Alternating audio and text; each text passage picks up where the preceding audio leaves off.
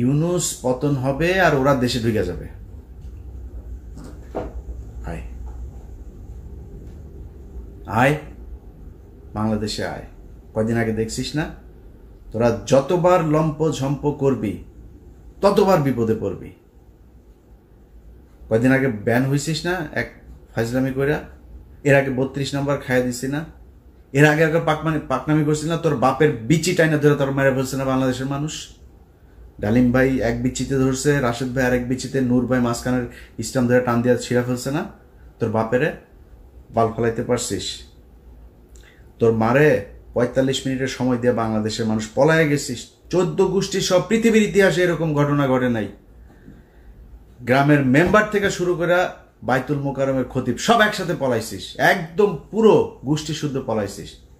এই কথা তোদেরকে গত 5 বছর অসংখ্যবার বলে এসছি। এমন একটা দিন আসবে পালানোর রাস্তা পাবি না। তোরা আওয়ামী লীগ করিস এটা কেউ বলতে পারবি না মুখ দিয়া। এসছে সেদিন, অস্বীকার করছিস, ভাব দেখাইছিস, সেই 75-এর দিন আর নাই, এখন আসবে। এখন তোদের এমন অবস্থা হয়েছে যে তোরা সারা দেশে, ভাই আমি আওয়ামী লীগ করি না, আমি জামাত করি, বিএনপি করি, মাফ করে দেন আমারে। এই অবস্থা হয়েছে না তোদের? বিএনপি, এই ইশরাক, এই যে এখন যিনি মেয়রের ইনিয়া যেটা চলছে, সেই এই ইশরাক তোদেরকে বলছিল যে পুলিশ ছাড়া মাঠে আয়। তোদেরকে 1 ঘন্টা সময় দিবে না বিএনপি। 15 বছর চেষ্টা চালাইছিস, বিএনপি ভাঙতে পারছিস? জামাতের শীর্ষ নেতাদের সব ফাঁসি দিছিস, ভাঙতে পারছিস? 2টা দলই স্ট্রং হয়েছে আগের চাইতে। কিন্তু তোদের 75-এর পরে আওয়ামী লীগ বলার নাম মানুষ পাস নাই, 24ও পাচ্ছিস না। এটা তোদের ভবিষ্যৎ।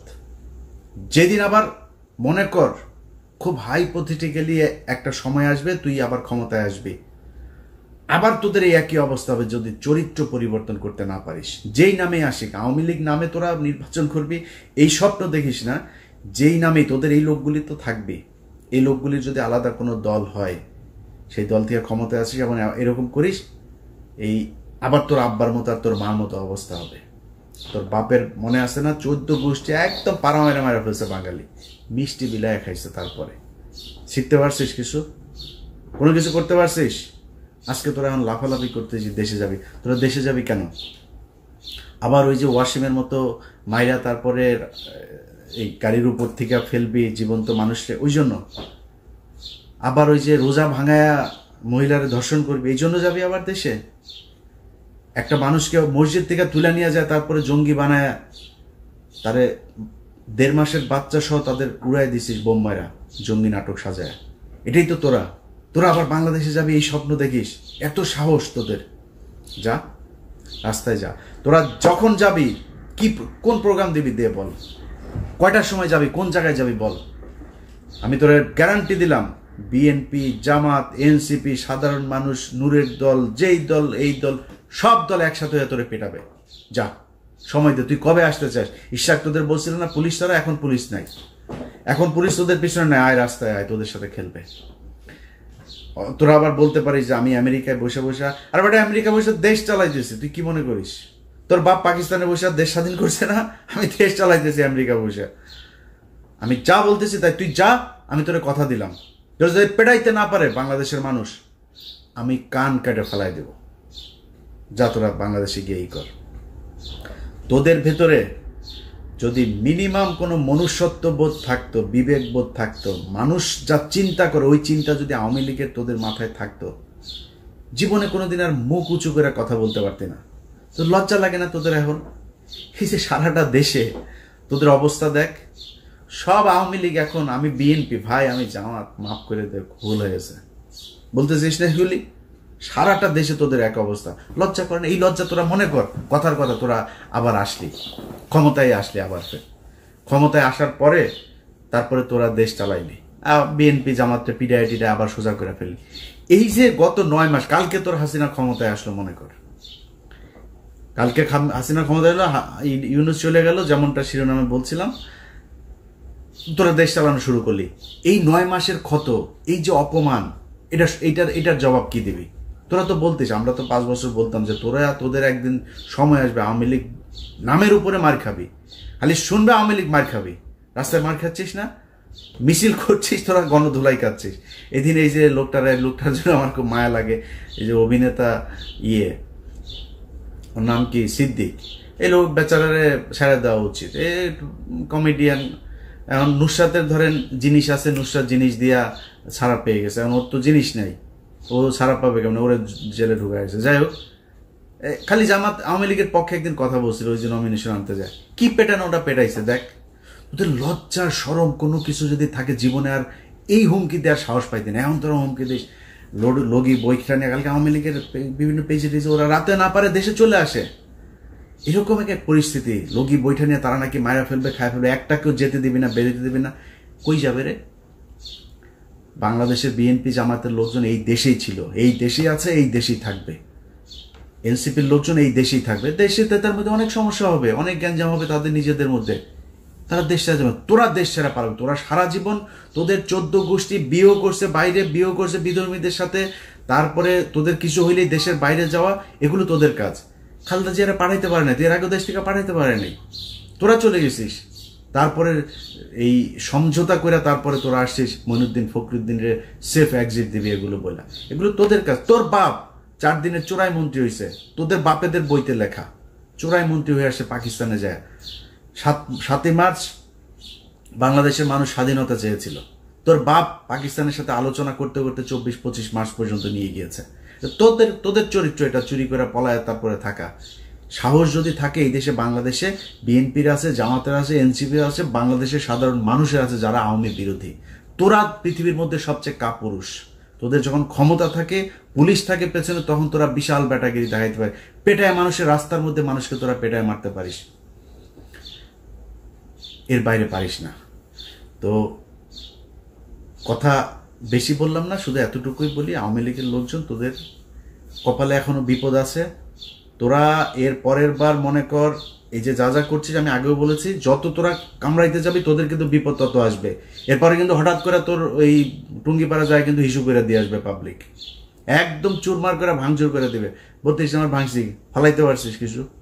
কোনো বাল ফালাইতে পারছিস? তোর 32 নম্বর 1 ঘন্টা নোটিসে ভেঙে দিছি, কিছু করতে পারছিস? পারবিও না।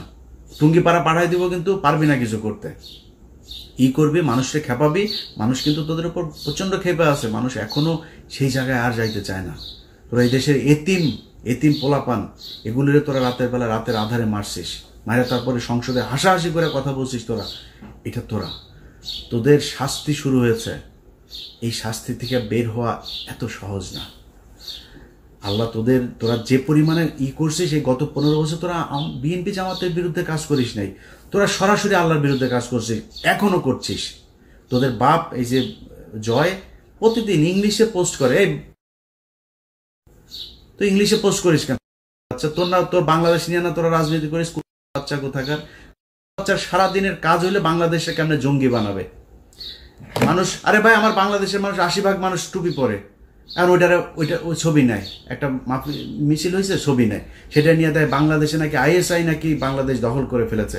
শুয়োরের বাচ্চা, এত খারাপ মানুষ ওরা সারাটা বছর, এই 15টা বছর ওরা ইসলামের বিরুদ্ধে যুদ্ধ করেছে, ওরা আল্লাহর বিরুদ্ধে যুদ্ধ করেছে, তার পানিশমেন্ট আজকে তারা পাচ্ছে। এখন আবার ফাল পারে। এত তাড়াতাড়ি তোদের পানিশমেন্ট শেষ এটা মনে হয় তোদের কাছে? সময় আছে, এখনো মাপ চা। ছোট্ট একটা গ্রুপ হইলেও মাপ চা, যে আমরা মাপ চাই, আমাদের এই ভুল হয়েছে, আমরা বাংলাদেশে থাকতে চাই, রাজনীতিও যদি করতে চাই তাহলে ওইগুলি সব মাপ চায়া টায়া তারপরে ওদের থেকে সরে আসতে হবে। এই শেখ পরিবারে ওদের জন্মই জাউরা, এই যে শেখ মুজিব, এই শালা ছিল জাউরা, ওরে তো বাপ তো ওইখানকার, মার পেট হয়ে গেছিল প্রেম কইরা, সেই শালা বিয়ে করেনি, আরেকজনের ঘাড়ের মধ্যে, লুৎফুর রহমানের ঘাড়ের মধ্যে ফেলাই দিছে, ফেলাই দিয়া তো পেটওয়ালা মাগিরে নিয়ে আসা, তো এখন মুজিব তো পয়দা নিছে, পয়দা তো জাউরা, তো এই জাউরার মানে পুরা বংশ জাউরা শালারা। এদের কথাবার্তা, এদের কাজ কাম একটা ভালো পাবেন, আল্লাহর কসম করে বললাম ভাই, এই পুরা শেখ পরিবারে একটা দেখান ভালো, একজন ভালো মানুষ আপনি দেখান। খালি পার্থ ভাই কেমনে কেমনে ওই বাসায় গিয়া পড়ছিল জানি, তো ওই এদের এই মানে এই অন্তত আওয়ামী লীগের এগুলো খায় নাই এই 15 বছর। ভেতরে ভেতরে জানি না পার্থ ভাই কি কিন্তু সামনে অন্তত খায় নাই। এর বাইরে পুরো বংশের ভেতরে দেখেন, এক জায়গায় আপনি খুলনায় যান, ওই ফরিদপুরে যান, ওই বাগেরহাটে যান, মাদারীপুরে যান, গোপালগঞ্জে যান, ওদের রক্ত যেখানে আছে সবখানে একই অবস্থা এদের। এত চাউরাই কুত্তার বাচ্চারা। তো মানে আমি ওদের কালকের এই যে ফেসবুকের ওদের যে অ্যাগ্রাসন, এগুলো দেখা মানে আমি মানে অনেকদিন পরে ইচ্ছা হইলো, বুঝছেন, ওদেরকে একটু দোয়া দরুদ পড়ার। তো একটু পড়ে দিলাম, অনেকের কাছে খারাপ লেগেছে। ভাবছে আওয়ামী লীগের এইভাবে বলতে হবে ভাই, যারে আপনি কুত্তারে তো কুত্তা ছাড়া কি বলবেন, ওরে ডাক দিবেন এই শেখ মুজিবের দিকে, কুত্তারে তো কুত্তা বলেই ডাকবেন, মানে শীষ দিবেন বা কিছু একটা বলে রাখবেন, বাট নাম তো কুকুরই। অতএব আওয়ামী লীগরে ওদের সাথে যদি আপনি কথা বলতে চান, ওদের সাথে ডিল করতে গেলে আপনি কোনো ঠান্ডা মাথায় ডিল করতে পারবেন না। একটা দোকানের মাচায় বসবেন, ওদের একজন থাকবে, আপনারা 50 জন, ওই শালার সাথে পারবেন না। পয়দা তো হয়েছে ওই যে বর্ডারের ওই পাশে অনেকগুলো মিলা দাদারা মিলা তারপরে আকাম করে ছেড়ে দিছে না, এগুলি এমন আইসা ফুটফুটে সুন্দর ছাত্রলীগ, ফুটফুটে সুন্দর যুবলীগ, এগুলি হয়েছে। তো ওদের চরিত্র কি হবে আমার বলেন, ঠিক হইতে পারবে না তো। কারণ ব্রেন তো ধরেন মানে বিকৃত যৌনাচারের মাধ্যমে তৈরি হয়েছে, তো এগুলোর ব্রেন ঠিক নেই। এদেরকে এইভাবেই বলতে হবে। এজন্য বললাম, ভদ্রলোক আমার ভিডিও যারা দেখেন আপনাদের কাছে মাপ চাই এইভাবে বলার জন্য। বাট যেটা বলছি পরিস্থিতি ওইরকম হলে আবার এইভাবেই বলবো, আগে থেকে বলে রাখলাম। সবাই ভালো থাকেন। আর সব শেষ এক লাইন একটা কথা বলে দেওয়া যায় ভাই, 5 তারিখের পরে দেশটা এরকম চলার কথা ছিল না। আপনাদের নিয়ে অন্য এক ভিডিওতে কথা বলবো।